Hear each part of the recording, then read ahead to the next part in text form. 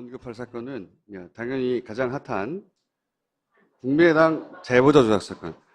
자꾸 이게 피해자 이름을 앞에 갖다 대는데 이거는 조작의 주체가 국민의당이기 때문에 국민의당 조작 사건이요.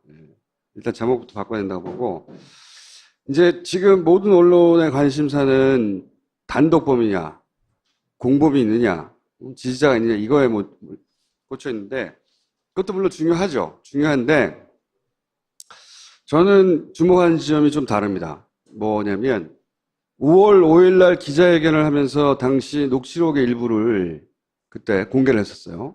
대화 내용 일부를. 근데 그 중에서 저는 그때부터 이상했던 게 있었어요. 뭐냐면 당사자가 동생하고 녹음했다는 거잖아요. 근데 이유미 씨는 문준용 씨하고 일면식도 없는 사람인 거예요. 그렇죠. 파슨스에 가본 적도 없는 사람이고. 그러니까 아무것도 모르는 사람이에요. 민준용 씨에 대해서. 그쵸? 이제 그렇게 생각하고 당시의 녹취록 일부분을 다 같이 보자고요. 이런 얘기가 나와요. 2008년 9월부터 파슨 디자인 스쿨 대학원을 다닌 이 동료라고 이제 설명한단 말이죠. 기자회견 때. 물론 뭐 거짓말입니다만. 당시에는 이렇게 설명을 했어요. 이 시기는 정확하게 맞아요. 문준용 씨가 그때 다녔다는 시기. 이렇게 시작을 하는데, 이런 얘기를 합니다. 소속기관에 생겼으니 고용정보원이죠. 이력서의 한절을 채우고 나서 토플 학원 다니면서 놀러 다녔다. 그러니까 자기는 거기 공짜로 들어갔고 거의 아버지 백으로 토플 학원 등록해놓고 띠까띠까 다녔다는 거예요. 이 토플 학원을 다녔다는 건 공개된 정보가 아니에요. 생각해 보시면. 이력서에 토플 학원 담임 어디 쓰나요? 안 써요. 네. 그러니까 잘 아는 사이라는 인상을 주기 위해서 이 멘트를 한 거란 말이죠. 내가 들었는데 토플 학원 다녔다던데? 띠까띠까 하면서 이런 말 쓴 거예요. 근데 이건 제가 문준용 씨한테 직접 확인한 건데 본인은 토플 학원을 다닌 적이 있긴 있어요. 유학을 가려면 학원을 어디든 다니긴 하겠죠. 영어 성적이 필요하니까. 토플 학원을 다닐 수도 있고 토플을 독학할 수도 있고 영어를 잘할 수도 있죠. 그건 모르는 겁니다. 근데 제가 왜 그걸 주목했냐면 이 녹취기가 공개되고 나면 당연히 기자들은 반대로 이걸 가지고 문준용 씨 혹은 민주당 측에 확인하려고 할 거 아닙니까? 토플 학원 다닌 적 있어? 없대는데 여기서 깨지는 거예요, 그냥. 그쵸? 이거는 기자회견을 하고 바로 국내에 있는 모든 기자들이 검증을 하거나 혹은 물어본단 말이죠. 없는 사실을 말할 수 없는 거예요. 상상으로 생각해 보세요. 말하는 즉시 확인해서 아니라고 반론이 제기되면 그럼 바로 깨지는 거를 말하겠어요? 상상으로 안 다녔으면 어떡하지? 라고 생각되면 말할 수 없는 내용이에요, 실제로는. 다녔다는 사실 어떻게 알죠? 작은 일인데, 그리고 예를 들어서 에세이 뭐 혼자 다 한 걸로 썼다. 한마디로 말해서 실력도 없는데 거기 내는 에세이에다가 다 혼자 썼다. 이런 말이에요. 이것도 저는 확인해 봤어요. 물론 에세이가 있고. 근데 왜 이런 걸 자기는 이렇게 쓴 적이 없다고 하는데 문정훈 씨는 왜 이렇게 썼을 것 같냐? 내가 물어봤어요. 그거는 이 미술 분야에서 보통 포트폴리오를 내고 그리고 그게 굉장히 중요하기 때문에 과장하는 경우가 종종 있는 게 요 분야에서의 특징이래요. 그러니까 그 추정은 이 분야에 대해서 잘 아는 사람인 것 같다. 다 이렇게 하진 않는다는 거예요. 당연히. 근데 왕왕 이런 게 문제가 되는 수가 있다. 그리고 제가 이제 특히 다른 것도 있지만 자잘한 거 특히 주목했던 부분이 이건데 수임인 수석인가 딸도 거의 동갑인데 그런 식으로 은행 꿀보직에 들어갔다고 지나가듯이 말을 해요. 여기서 이제 청와대 시절의 시민사회 수석 이 당시에 그러니까 문재인 대통령이 노무현 정부 시절에 청와대 근무할 때 같이 근무했던 시민사회 수석이 누구냐? 그러면서도 또래의 딸이 있고 그 딸이 은행에 간 사람이 누구냐? 이거 알 수 없는 정보잖아요. 그래서 내가 인터넷 검색해봤어요. 이강철 전 수석을 의미하는 것 같아요. 이강철 전 수석은 인터뷰를 한 번 한 적이 있어요. 언론에. 2009년인가? 2009년일 겁니다. 2009년에 본인이 이제 35년간 민청학년 사건으로 엮인 적이 있어요. 근데 그걸 무죄 판결을 그때 받았거든요. 그게 2009년인가 그래요. 그러면서 기자들이 전화를 합니다. 무죄를 받았으니까 35년 만에 무죄를 받은 것에 대해서 소감을 물으니까 막 기쁘다 이런 얘기하면서 이제 딸도 결혼하는데 은행 다니던 딸이 결혼한다는 한 문장을 말하는 게 있어요. 이강철 전 수석은 문재인 대통령과 형님 동생 하는 정도의 사이. 그러니까 직장 동료인데 아마도 과거에 이 민초항영 사건의 이런 민주화운동 인연으로 해서 아는 사이였던 것 같아요. 나도 몰라 자세히는. 그래서 물어봤어. 문준용 씨한테.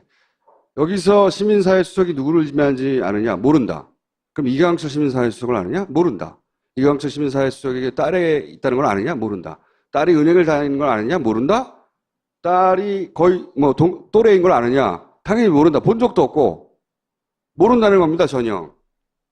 그러니까 이런 스토리를 구성하려면 문재인 대통령과 이강철 수석이 사적인 관계가 있다는 걸 알아야 되죠. 일반인들은 몰라요. 파슨세에 다니는 모 씨가 있는데 그 모 씨의 이메일 주소를 줬기 때문에 국민의당에서는 그 이메일이 온 만큼, 이메일 주소를 알려준 만큼 실존 인물로 생각했다 이렇게 말하거든요. 그 A모 씨가 파슨스에 다닌 것 같긴 해요. 페이스북이나 이런 거 보면. 그런데 적어도 문준용 씨하고 같이 다닌 사람은 아니에요. 또 확인해 보니까.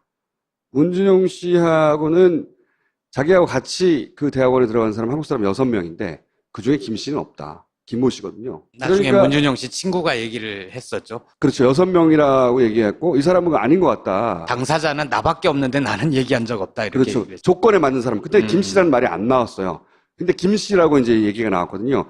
김 씨는 없다 그때. 그러니까 존재하지 않는, 그러니까 파슨스 다녔는지는 모르겠으나 어떤 특정 시점에 문준용 씨와 겹치는 부분이 없는 거예요. 이게 이유미 씨가 자 그러면은 문준용 씨를 엿먹이기 위해서 내가 상상으로 뭔가 대화록을 만들어내야지 한다고 만들어진 내용들이 아닙니다. 이게 그러니까 이유미 씨 혼자서 알 수 없는 혼자서 알 수 정보들로 없다는 거죠. 음. 이 소스, 그러니까 대화록을 만들기 위한 소스는 누군가 제공했어야 한다는 겁니다. 그리고 그 소스는 기본적인 사실관계는 거기 정확하게 적혀 있었던 거예요. 그렇게 생각하지 않으면 안 풀리잖아. 소스를 누가 줬냐는 거죠. 원래 유력 정치인 혹은 청와대에 근무한 수석급들 되면 가족들도 사실 사찰의 대상이 됩니다. 실제. 그렇죠. 저는 이렇게 오랜 시월 지속적으로 특정 정치인이나 청와대 수석급들의 가족들 정보까지 취합하고 있으려면 이건 국정원 정도 돼야 된다는 거죠. 지난주부터 계속 국정원을 밀어. 그렇지 않은 기관 혹은 개인이 이런 정보를 취합해가지고 그 소스로 제공할 수 있나. 뭔가 소재들이 알차게 제공됐다. 그 노무현 정부 시절의 수석들이 그런 식으로 인사청탁하여 들어갔다. 문정 혼자가 아니다. 라고 이야기를 만들면 신빙성이 더 올라갈 테니까 국정원이라고 한다면 국내 정치의 대선 기간에 직접적으로 개입한 거거든요. 만약에 이렇게 나온다면 이거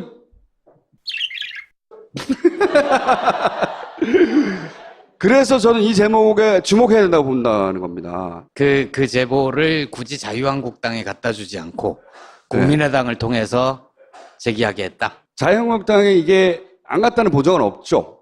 자유한국당도 문준용 씨에 대해서 여러 가지 얘기를 많이 했으니까. 그러면 이제 국정원 적이라고 하고 국정원 적이다. 그게 어디까지 올라간 거예요? 이유미 단독 아니면 이준서 최고위원 그건 아니면 모르겠어요. 그 이상? 그건 그 모르겠어요. 당의 국정원하고 되게 친한 분 한 분 계시잖아요. 글쎄요. 저는 이게 한 가지 의심스러운 점은 뭐냐면요. 뭐 혼자 했을 수도 있어요. 혼자 하기에는 나 혼자 할 테니 국정원 자료 좀 줘봐. 이거 말이 안 되잖아요. 그러니까 뭐 국정원 자료인지 모른 채 그 당에 굴러다니고 있는 정보, 소위 검증단에서 오늘 뭐 확보해서 혼자서 했다라고 그렇게 얘기가 나올지 모르겠는데 제가 좀 이상하다고 생각하는 건 이 조작을 선수가 개입했다고 보기에는 엉성해. 예. 엉성해요. 네. 조악해요. 그리고 당의 공식 라인이 쭉쭉쭉쭉 해서 했다고 보기에도 굉장히 조악해요. 왜 조악하다고 생각하냐면 이게 선거가 끝난 이후에도 문제가 될 소지가 너무 많거든요. 이게 근데 문제가 됐다 치면 당사자는 제가 보기엔 빼도 박도 못하게 거의 한 3년 정도는 징역이 떨어질 일이에요. 근데 당사자들 얘기에서도 나오는데 대체로 그동안 대선이 끝나면 승자의 아량 해가지고 고소고발 사건은 안 다 그런 무마된 경우가 많아요. 그렇죠. 네. 대부분은 그렇지만 아주 치명적인 건 안 그런 그걸 기대했을 수도 정봉주 있어요. 보세요. 정봉주. 그럼 미운털이 박힌 거죠. 그러니까 이거는 제가 보기에는 3년, 4년 갑니다. 그냥 갑니다. 이 관련 법을 제가 아주 아주 시달린 사람이거든요. 가요. 이거는 그거보다 좀 더 심한 단계죠, 이건. 제가 한 거하고 비교할 수도 없죠. 네. 이건 뭐 자작해가지고. 그리고 이때까지 우리 정치사에서 당 내에서 이렇게 스스로 당의 선수가 직접 조정하는 경우는 없어요. 대부분 배우를 영입하거나 외부에 누군가를 끌어오거나 갑자기 뭐 폭로라고 튀어나와서 기자회견을 하거나 북한에다 총 쏴달라고 하거나 자기들이 직접 책임지지 않을 수 있는 범주를 치고 나서 근데 이거 당연히 직접 있잖아.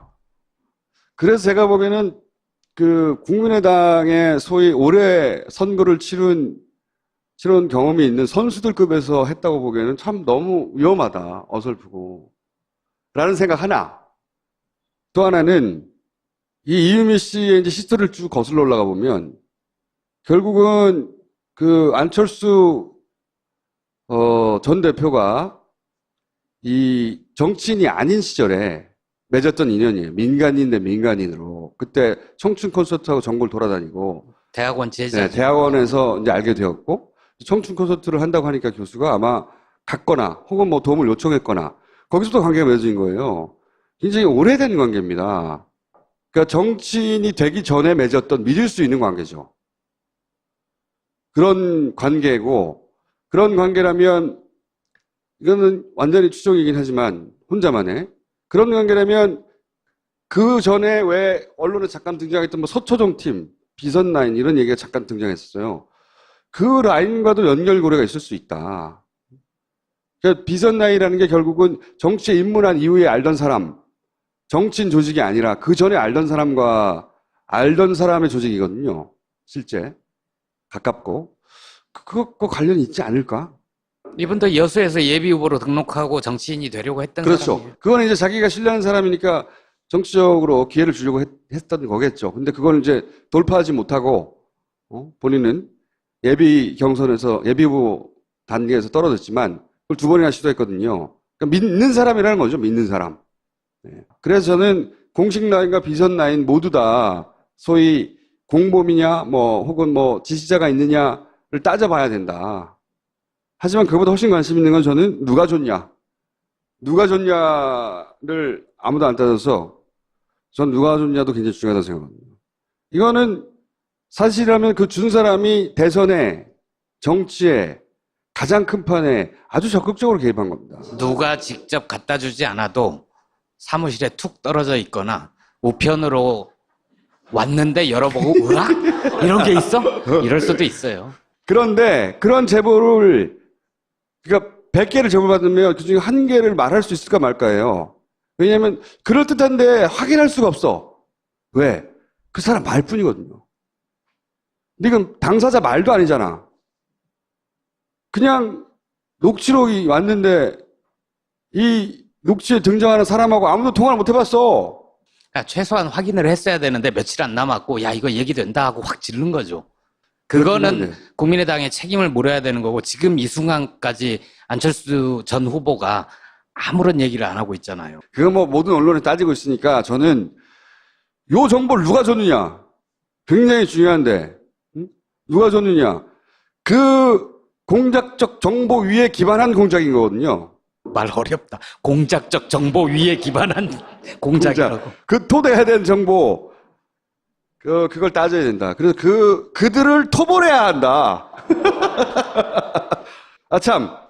그 사이에 정청래 의원 얘기를 잠깐 드리면, 정청래 의원은 지금 현재 고속도로에 길이 막혀서, 내가, 그럼 증거를 보내라! 그랬더니 증거를 보낸 거야. 진짜 막혔다! 평창 올림픽 관련해서 거기 지금 공사 한창이어서 진작에 도착했을 수 있는 시간에 출발했어. 내가 도착하지 못하고 아쉽게도 결석을 하게 되었으나 증거를 보내라고 했더니 증거를 보냈고, 그러나 이것은 결석이 아니다. 결석이 아닌 이유가 뭐냐? 본인이 그동안 이 국민의당 사건과 관련해서 썼던 트윗을 대신 보낸다. 트윗으로 참석을 가름해달라. 자, 트윗이 대신 참석하는 것으로. 그래서 뭐라고 썼냐?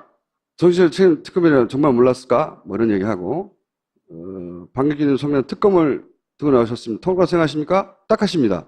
사과부터 하십시오. 뗐지 그럼 못 써요. 허위사실 유포한자가 문제의 적입니다. 네.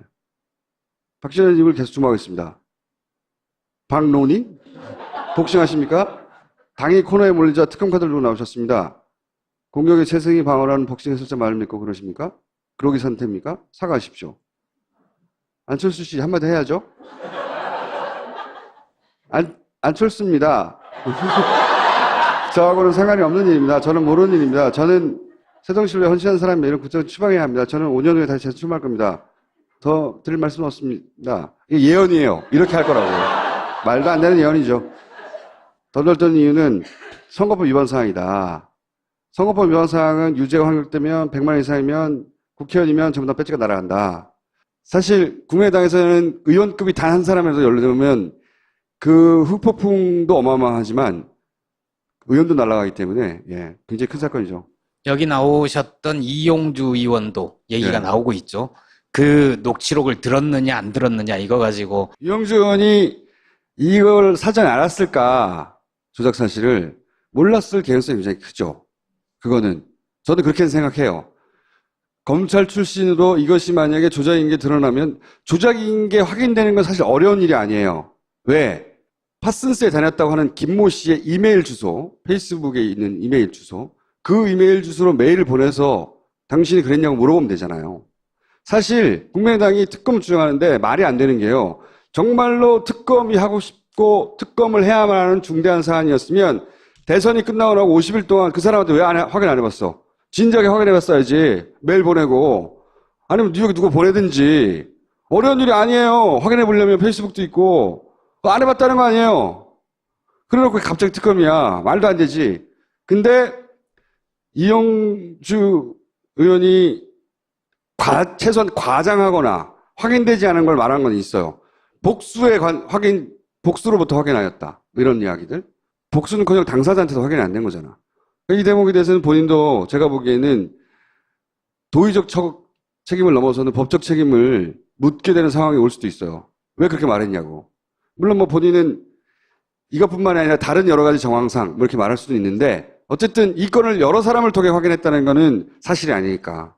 예언, 안철수입니다. 송환은 버릇 잘 몰랐다. 잘 모르면 이런 예언을 했어요. 네. 의미 없죠. 구속영장이 발부되면 입장 표명을 한다. 제가 보면 좀 늦긴 해요. 안철수 전 대표가 서로 몰랐다 하더라도 사실 진작에 구속 여부하고 상관없이 치고 나와서 대응했어야 하는 건데. 당연하죠.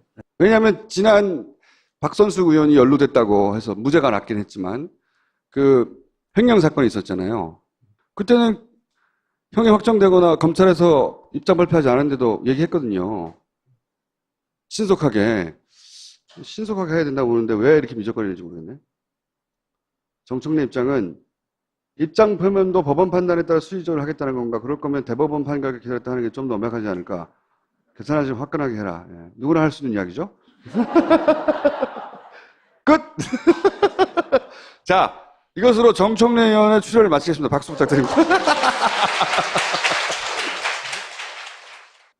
당사자가 동생하고 녹음했다는 거잖아요. 근데 이유민 씨는 문준용 씨하고 일면식도 없는 사람인 거예요. 그렇죠. 파슨스에 가본 적도 없는 사람이고, 그러니까 아무것도 모르는 사람이에요. 민준용 씨에 대해서. 그쵸? 이제 그렇게 생각하고 당시의 노트북 일부분을 다 같이 보자고요. 이런 얘기가 나와요. 2008년 9월부터 파슨 디자인 스쿨 대학원을 다닌 이 동료라고 이제 설명한단 말이죠. 기자회견 때. 물론 뭐 거짓말입니다만 당시에는 이렇게 설명을 했어요. 이 시기는 정확하게 맞아요. 문지용 씨가. 때 다녔다는 시기. 이렇게 시작을 하는데, 이런 얘기를 합니다. 소속기관에 생겼으니 고용정보원죠? 이력서의 한자를 채우고 나서 토플 학원 다니면서 놀러 다녔다. 그러니까 자기는 거기 공짜로 들어갔고 거의 아버지 백으로 토플 학원 등록해놓고 띠까띠까 다녔다는 거예요. 이 토플 학원을 다녔다는 건 공개된 정보가 아니에요. 생각해 보시면. 이력서에 토플 학원 담임 어디 쓰나요? 안 써요. 네. 그러니까 잘 아는 사이라는 인상을 주기 위해서 이 멘트를 한 거란 말이죠. 내가 들었는데 토플 학원 다녔다던데? 띠까띠까 하면서 이런 말 쓴 거예요. 근데 이건 제가 문준용 씨한테 직접 확인한 건데 본인은 토플 학원을 다닌 적이 있긴 있어요. 유학을 가려면 학원을 어디든 다니긴 하겠죠. 영어 성적이 필요하니까. 토플 학원을 다닐 수도 있고 토플을 독학할 수도 있고 영어를 잘할 수도 있죠. 그건 모르는 겁니다. 근데 제가 왜 그걸 주목했냐면 이 녹취기가 공개되고 나면 당연히 기자들은 반대로 이걸 가지고 문준용 씨 혹은 민주당 측에 확인하려고 할 거 아닙니까? 토플 학원 다닌 적 있어? 없대는데 여기서 깨지는 거예요, 그냥. 그쵸? 이거는 기자회견을 하고 바로 국내에 있는 모든 기자들이 검증을 하거나 혹은 물어본단 말이죠. 없는 사실을 말할 수 없는 거예요. 상상으로 생각해 보세요. 말하는 즉시 확인해서 아니라고 반론이 제기되면 그럼 바로 깨지는 거를 말하겠어요? 상상으로 안 다녔으면 어떡하지? 라고 생각되면 말할 수 없는 내용이에요, 실제로는. 다녔다는 사실 어떻게 알죠? 작은 일인데, 그리고 예를 들어서 에세이 뭐 혼자 다 한 걸로 썼다. 한마디로 말해서 실력도 없는데 거기 내는 에세이에다가 다 혼자 썼다. 이런 말이에요. 이것도 저는 확인해 봤어요. 물론 에세이가 있고. 근데 왜 이런 걸 자기는 이렇게 쓴 적이 없다고 하는데 문정훈 씨는 왜 이렇게 썼을 것 같냐? 내가 물어봤어요. 그거는 이 미술 분야에서 보통 포트폴리오를 내고 그리고 그게 굉장히 중요하기 때문에 과장하는 경우가 종종 있는 게 요 분야에서의 특징이래요. 그러니까 그 추정은 언급할 사건은 당연히 가장 핫한 국민의당 제보자 조작 사건.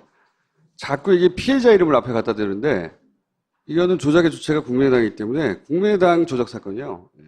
일단 제목부터 바꿔야 된다고 보고 이제 지금 모든 언론의 관심사는 단독범이냐, 공범이 있느냐, 지지자가 있느냐 이거에 꽂혀 있는데 그것도 물론 중요하죠. 중요한데 저는 주목하는 지점이 좀 다릅니다. 뭐냐면 5월 5일 날 기자회견을 하면서 당시 녹취록의 일부를 그때 공개를 했었어요. 대화 내용 일부를. 근데 그 중에서 저는 그때부터 이상했던 게 있었어요. 뭐냐면